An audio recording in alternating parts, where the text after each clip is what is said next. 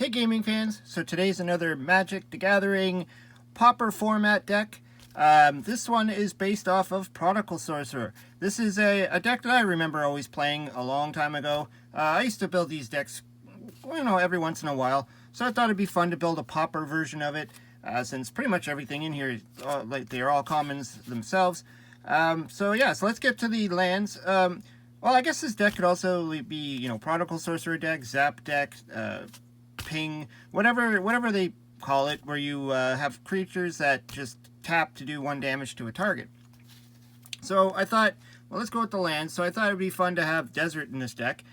So you got 4 deserts in here. So this is from the Arabian Nights, the first expansion of Magic, and it's tap to add 1 colorless or do 1 damage to an attacking creature after it deals its damage. So I figured, you have a land that kind of has that tap to do damage effect as well.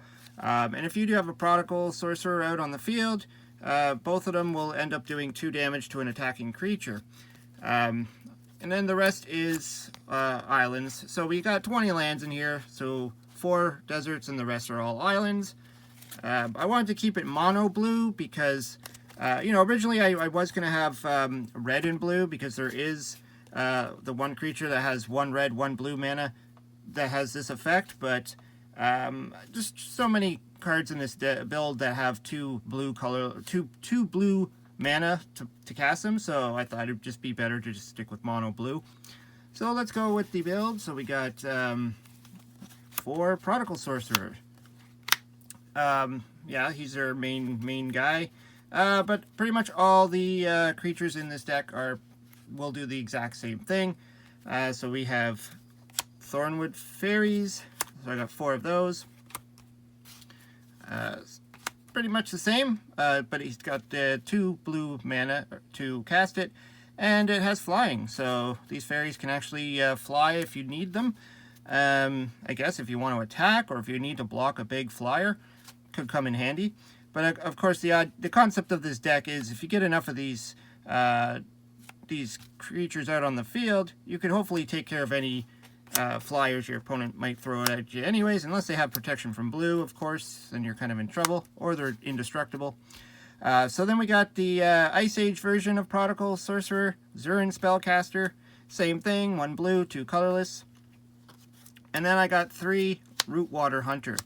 I'm not sure if it's because I only own 3, but this is quite a bit of creatures in this deck anyways. I think I got it at like 15 or 14 or something, or I don't know. There's quite a few of them. So and that kind of rounds it all up to all your creatures that tap to do 1 damage. Then I thought, let's put in some walls of defense. So these are defenders.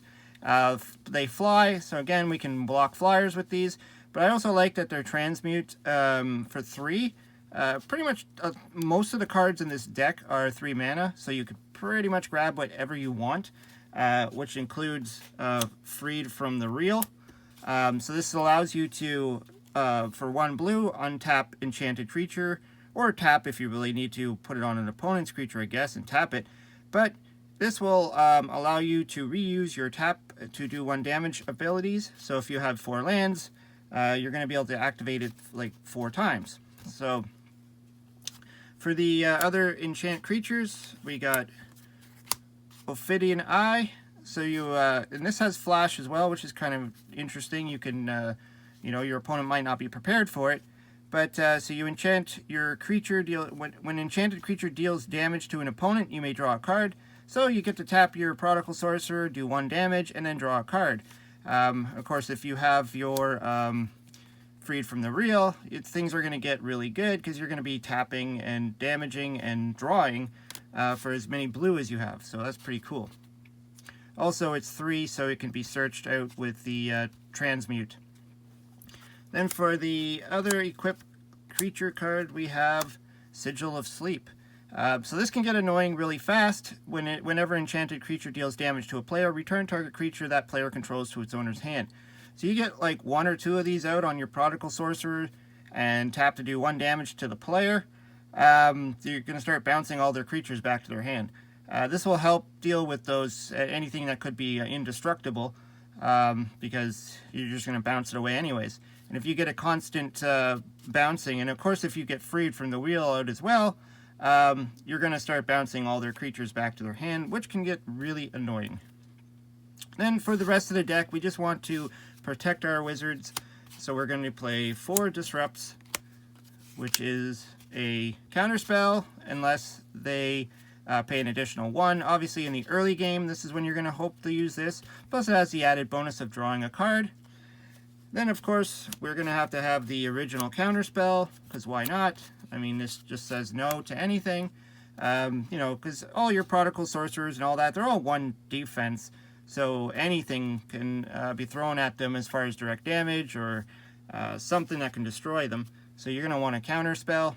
And then of course the last one I just put in for Muddle the Mixture. This one I was just thinking, it's a counterspell as well. It just doesn't counter creatures or artifacts or enchantments, but you're probably going to be countering the instants that are going to come after your Sorcerer. So it really doesn't matter. I mean, it's 2 mana and it just says no to any spell. So, well, any instant or sorcery spell, I should say. So that's the deck. I thought it'd be fun to build this in the Pauper format, because Prodigal Sorcerer has always been a fun build. I've built these decks many times in the past, and I know how annoying they can get, especially if your opponent doesn't have anything that can stop the combo with the, where is it? Sigil of Sleep. I mean, it's just right there, just is really annoying. Anyways, let me know what you think. Throw some comments down below. I always like to hear what you have to say. Hope you subscribe. Talk to you later.